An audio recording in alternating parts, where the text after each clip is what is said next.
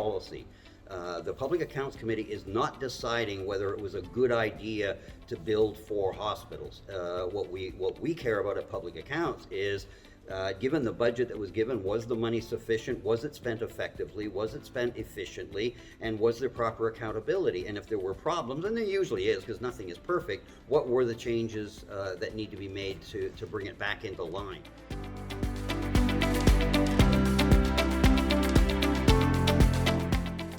Been a minister provincially, I'm pretty clear on the separation between what the minister is accountable for and what the deputy is accountable for. At the end of the day, the policy is set by the minister, who gives the direction to the deputy, and the House has authorized that direction and given its backing to it. The deputy then has all the responsibility for implementation. The minister answers in the House because they're on top of their House and they answer for everything. But if you bring in a minister and start asking them a question, well, why did you take so long between step 1 and step 2 when you were supposed to review the project? I guarantee you the minister's going to say, I don't know.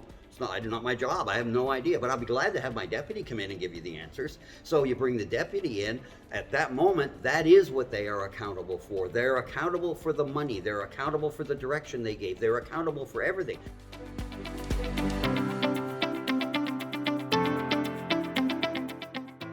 You've got to be fair-minded with them. If they've done something where you've criticized them in the past and they come in and in this current report it's noted that the AG has said they've made some improvement, then go out of your way to say so. Give them some credit, because if the deputies face a situation where, well, if I've got a good report or a bad report, I'm going to get slammed. It just doesn't matter, because I go in there and I get killed no matter what the heck happens. So to be fair-minded, if the deputy's done something well, tell them that. Give them the credit so that they feel that they've got a fighting chance. This is not meant to be an inquisition. It is meant to be accountability. Everybody in the system is accountable. So you treat them with respect, understand that you have all the power on the committee and they're just sitting there all alone. And if your goal is to destroy somebody's career, there's your perfect opportunity. So while there is enormous authority and some power vested with the PAC, got to be careful to remember that you hold all the power. This isn't a court. They don't have a lawyer beside them.